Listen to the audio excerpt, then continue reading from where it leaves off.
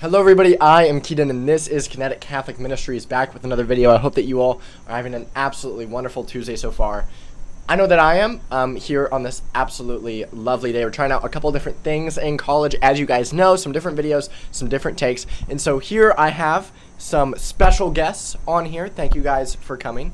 Ava and Annabelle. And so they offer a perspective that I obviously have never been able to offer on this channel. So if you guys would just first introduce yourselves and kind of explain a little bit about yourself and why you're here. Yeah, so I'm Ava. I'm from Houston, Texas, freshman like Keaton, and we just wanted to come on here and, like he said, just give a perspective about like just letting the girls ask the questions that you have. I'm Annabelle Kiefer. I'm from Lancaster, Pennsylvania, and I'm also a freshman studying theology and catechetics. And I am just super excited to be able to share what I've learned about my faith with other people in hopes of helping them out. Awesome. So, unfortunately, I know that you guys come on here just to see my face, but that's going to go away here pretty soon. We have some questions for you. We put out asking girls some girl Catholic talk questions that I, unfortunately, cannot participate in. So, let's get to the questions, guys. Woo! What has helped your prayer life the most? I think the thing that's helped my prayer life the best has probably been definitely community. I've been like super involved in my church for a very long time, and just doing small groups and going on conferences and retreats and stuff. I feel like that has always been the thing that has helped me grow in my faith and my prayer life the best. For me, my prayer life has definitely grown because of adoration and just being able to spend time like one-on-one with the Lord.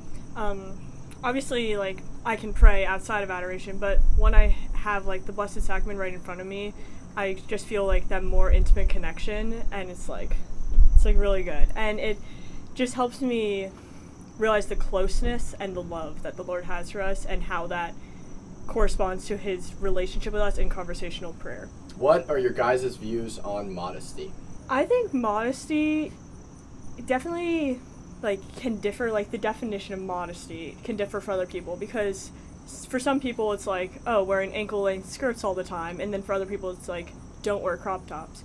But I feel like what it comes down to is dressing like this going to cause me to be more tempted to sin or cause other people to be more tempted to sin? And then when you tie theology of the body into it and like see that our bodies are beautiful because of being created in the image of likeness of God, you want to be able to like bring reverence to that fact and respect for yourself and other people. So depending on how you view that, obviously dressing modestly, like I said, can have like a broad spectrum. I would agree with that. I would say like it's not necessarily about like, oh, this type of clothing is bad, this type of clothing is good. It's more about like what you're saying about, is this going to lead me or somebody else into sin or into temptation, or even if it's not just about the clothes, just how is this glorifying God? How can like keeping your actions appropriate in line with how you're dressing, what you're listening to, what you're watching, things like that. What are your guys' opinions on explicit music? I feel like it depends on like the context of the song, because obviously some music is labeled as explicit, but it's because of the cuss words in it and whatnot. And I'm a big Morgan Wallen fan. Obviously not all of his music is bad and profane, but like it does use profanity.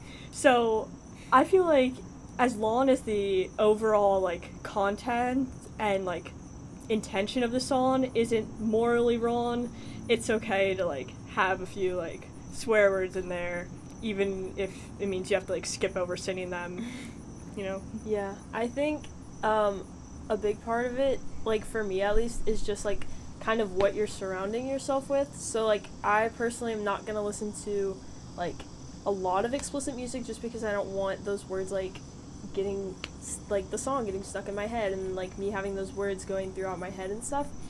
I don't think like what you were saying, like I think a lot of the words in there are like, as long as the content is fine, I think they're songs like, yeah, you can listen to. Okay, this one is for Annabelle specifically. Charismatic or traditional within the Catholic Church? So this question I know is like a hot topic of debate among Catholics since like the 70s when this sort of thing started up until now.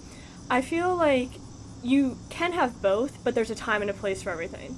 So during the liturgy, during Mass, like the more traditional side is really great because it exhibits such a great reverence for the Lord. The beauty of Catholicism is found in all the tradition that dates back 2,000 years, and all of that just helps guide us to a deeper level of holiness in the Mass, shows us the true importance of it. But then on the other hand, more charismatic approaches can be good, especially for like helping draw people in and like develop a love for the Lord. Like obviously here at Franciscan we have these things called Festival of Praises where it's Eucharistic adoration, but we have all this praise and worship music going, everyone's singing super loud and along to it, and that's super great for what it is. When you flip the switch, you have to go back to the traditional ways for Mass and everything because you can't be screaming out the lyrics to the song in the middle of the liturgy. That's just not reverent to the sacrifice that's happening. You wouldn't be screaming out these lyrics at the foot of the cross if you were there at Calvary. You would be in a more reverent state. I know I've said reverence a lot, but you would be in more honoring type state than like, yay, yippee, Jesus, which obviously is good at times, like I said, but not all times. Do girls just want to have fun? Yes, sometimes.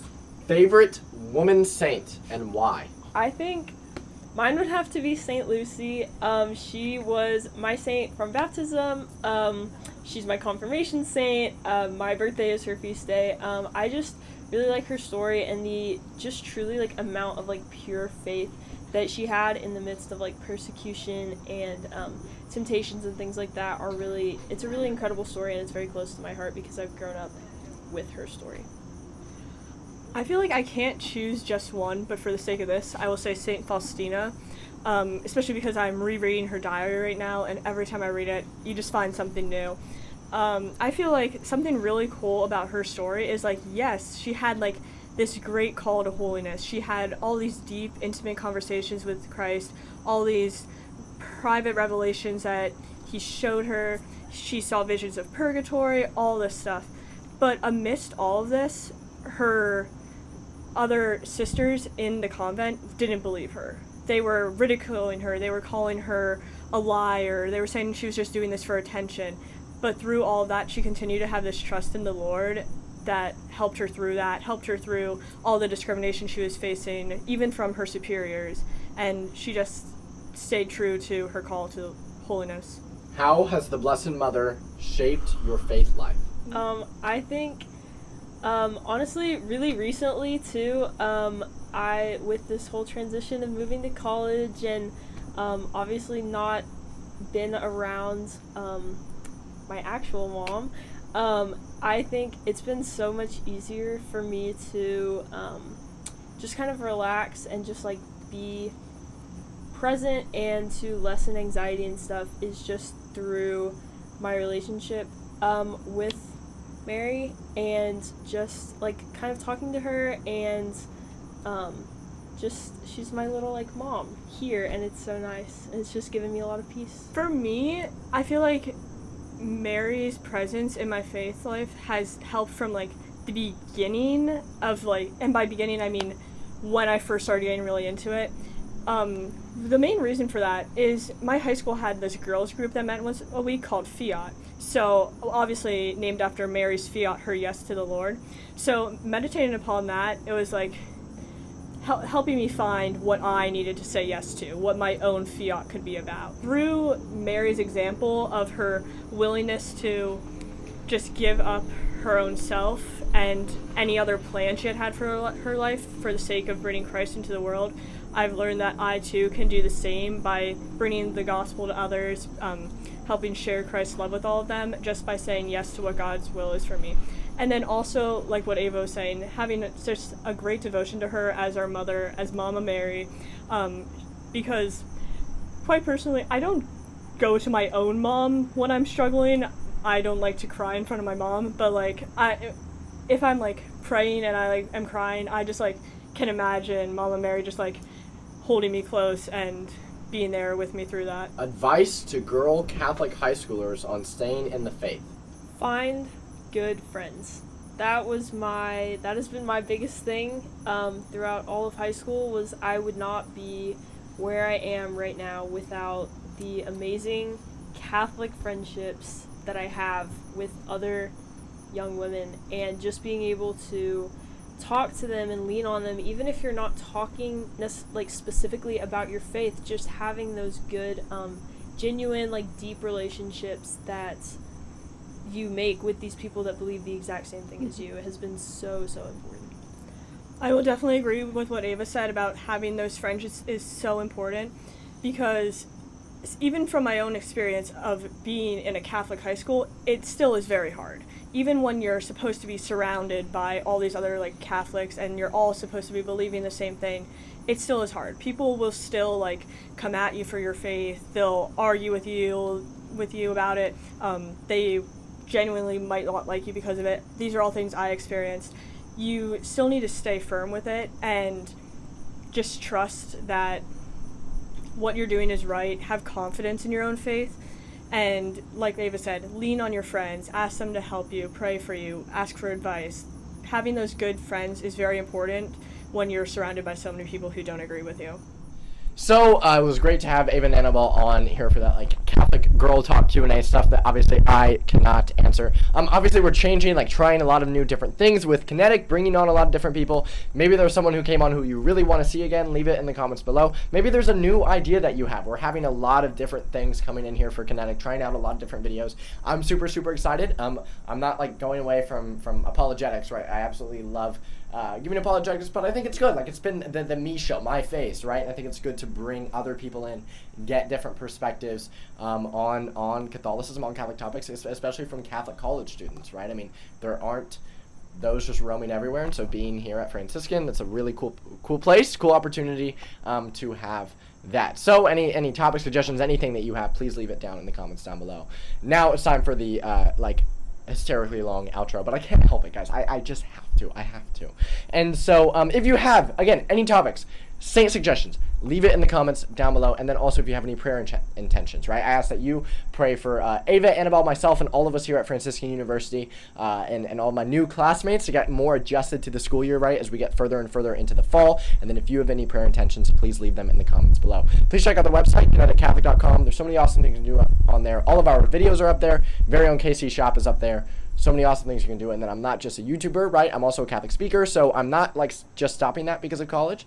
So if you want to book me to come and speak at your church, school, men's group, women's group, youth group, parish event, you name it, please reach out to us from the website at kineticcatholicministries.com, the contact us page, or email us directly at kineticcatholicministries@gmail.com, and we can work out some details. Should be super easy. I am planning on traveling for that over college, so don't even worry. Please check out all 3 of our social medias. I always forget, Facebook, Instagram, TikTok, that's what it is, in the description down below.